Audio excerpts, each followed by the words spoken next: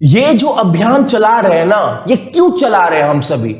ये हमारा मैसेज सिर्फ युवा तक सीमित ना रह जाए।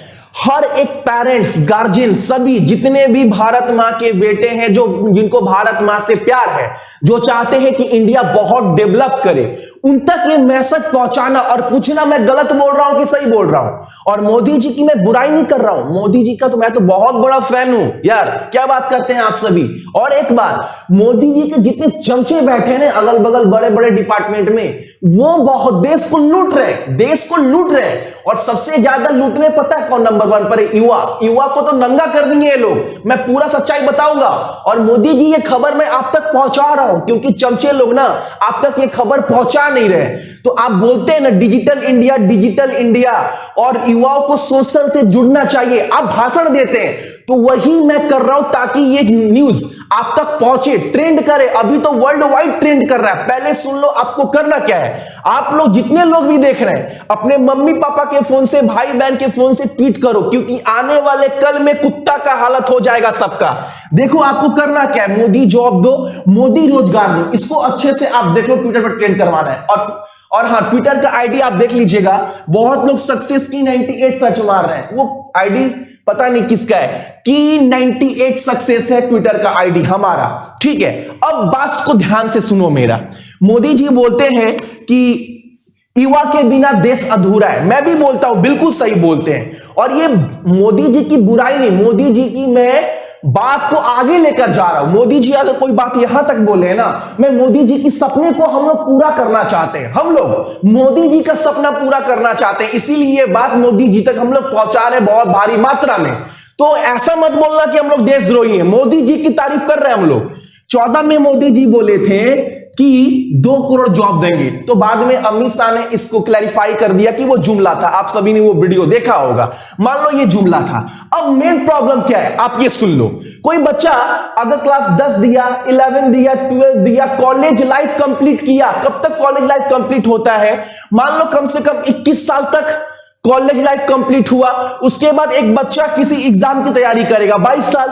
उसके बाद एक एग्जाम की प्रक्रिया पूरा करने में कम से कम 3 साल का समय लग जाता है।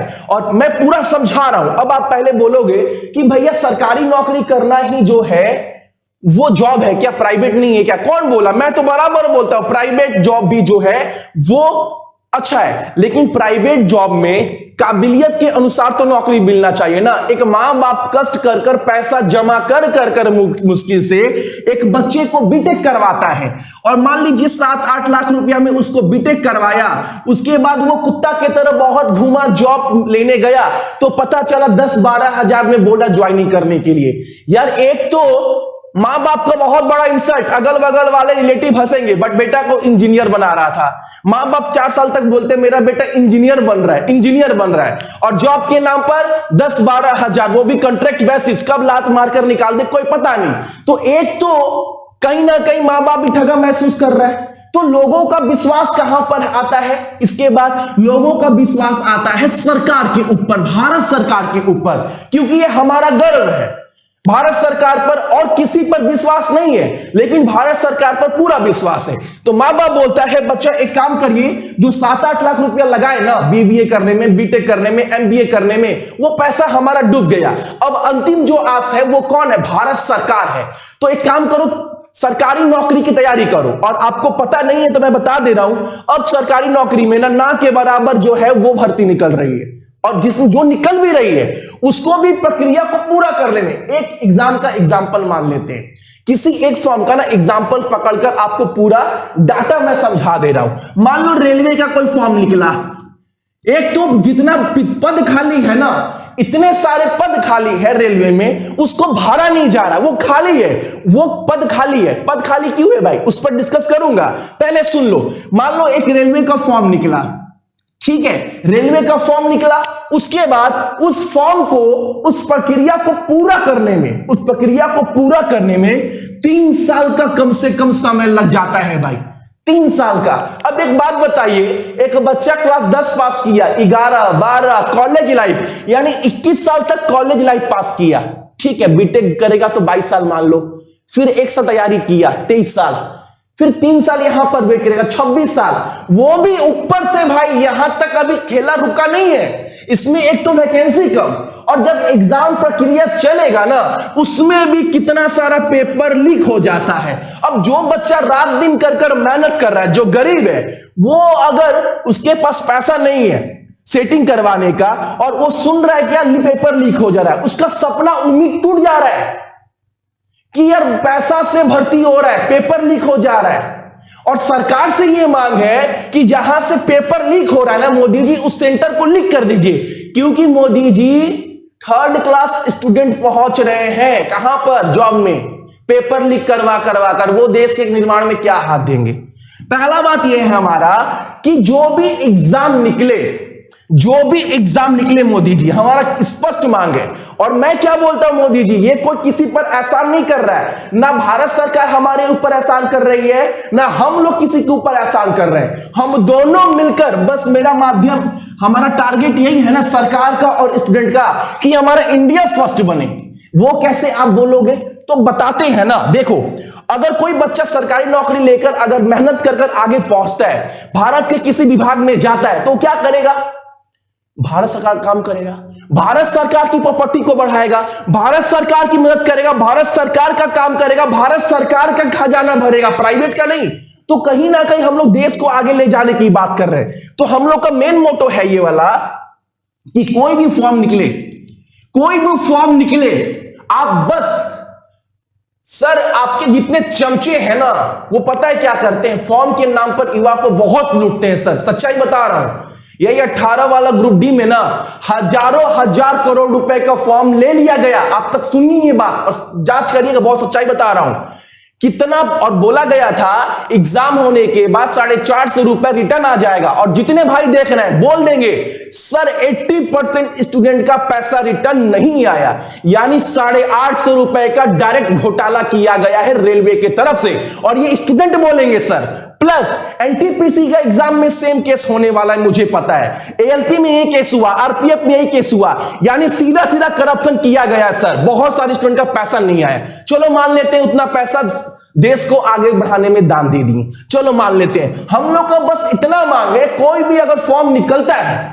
कोई भी अगर रेलवे का फॉर्म, रेलवे का नहीं किसी भी एग्जाम का, एसएससी का, रेलवे का, बैंक का, एक तो बहाली आप दबा दियो, बहाली निकल नहीं रहा, जो भी निकल रहा है उसमें भी लूटपाट लगा हुआ है। तो जो फॉर्म निकलता है, जब नोटिफिकेशन जारी होता है किसी भी फॉर्म का, तो बस पैसा लूटने के माध्यम से फॉर्म जारी मत करिए।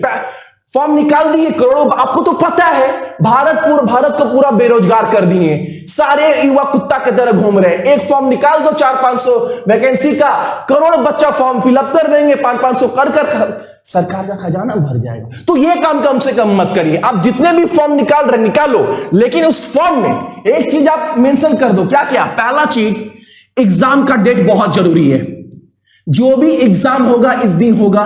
दूसरा, कहने का मतलब है एक वर्ड में ना, उस फॉर्म में हर एक चीज मेंशन होना चाहिए। एग्जाम डेट से लेकर एग्जाम कब फॉर्म फिलअप होगा, कब ज्वाइनिंग तक का डेट आपको मेंशन करना पड़ेगा, और वो प्रक्रिया 1 साल के अंदर पूरा होना चाहिए।